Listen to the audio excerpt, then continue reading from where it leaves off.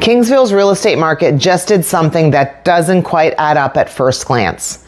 More homes sold, buyers got more competitive, and it's taking roughly twice as long to close a deal.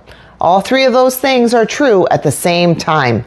And once you understand why, it actually tells you a lot about where this market really stands. Let's go through it. In June, 16 homes sold in the town of Kingsville, up 6.7% from last year. That's a real increase in a small market where every sale counts. I'm Linda Hakr. I'm a realtor with Jump Realty, and I work in Kingsville regularly. I want to walk you through why these numbers taken together aren't contradictory. They're actually a pretty clear picture once you line them up. Quick detour for anyone who's here because you're actually researching Kingsville. Maybe you're thinking about a move. Kingsville calls itself Canada's southernmost town, right on the north shore of Lake Erie in Essex County, sitting at roughly the same latitude as Northern California. That location is exactly why it has the mildest, warmest climate of anywhere in Ontario. Winters are gentler, and most of the province and summers stay warm without getting brutal.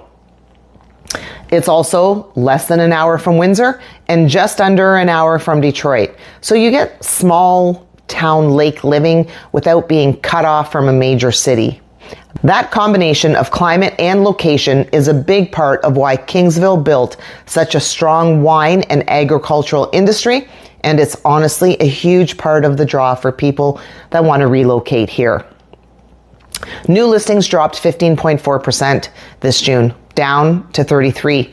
So fewer homes came onto the market, but more of them sold. That pushed the sales to listing ratio from 38.5 last year up to 48.5 this year.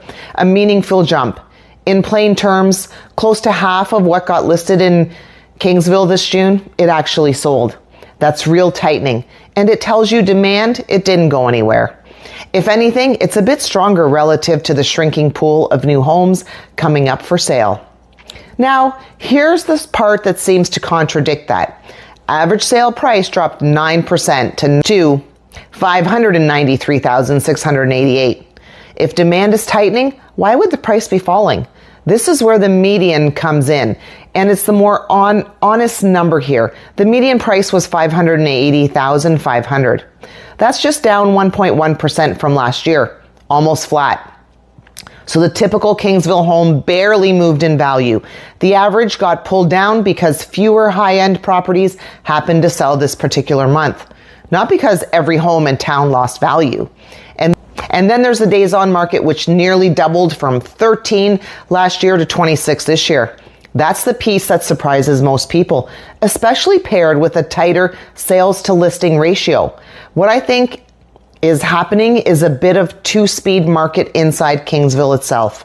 Well-priced homes in demand are still moving, which is what's driving the tighter ratio. But there's also a segment of listings, likely priced a bit ambitiously, that are sitting longer and pulling that median days on market number up. So it's not that everything in Kingsville is slower. It's that the spread between priced right and gone quickly and priced high and sitting, it's widened.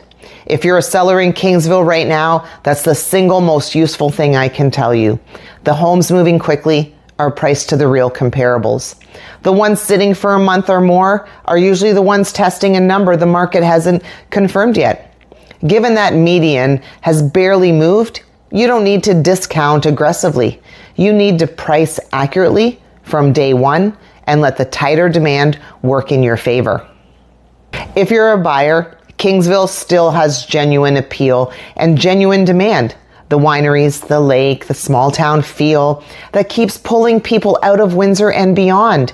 You may find a bit more patience is required since well-priced homes are still getting snapped up relatively quickly, but you're not walking into the kind of frenzy bidding that would have been normal a few years back. Kingsville's always been a bit of a unique pocket in this county, and I think that shows in numbers like these. They don't move in a straight line the way a bigger, more homogeneous market might. That's exactly why I look at these numbers town by town instead of leaning on one countywide average. If you're thinking about listing your Kingsville home, or if you're trying to figure out whether now's a smart time to buy here, I'd rather walk you through the nuanced version of what's happening than the scary headline version. That's a conversation I have with my people every week. And I'm always happy to run the real comparables for your specific street. And if you want to see how this compares to the rest of the county, or specifically to Leamington this month, I've got that video linked right up here on the screen. Tap it. You can hit that next. Reach out anytime. My information's in the description below, and make sure you hit that subscribe for monthly Kingsville breakdowns, because this town deserves its own numbers, not just a line inside the countywide average.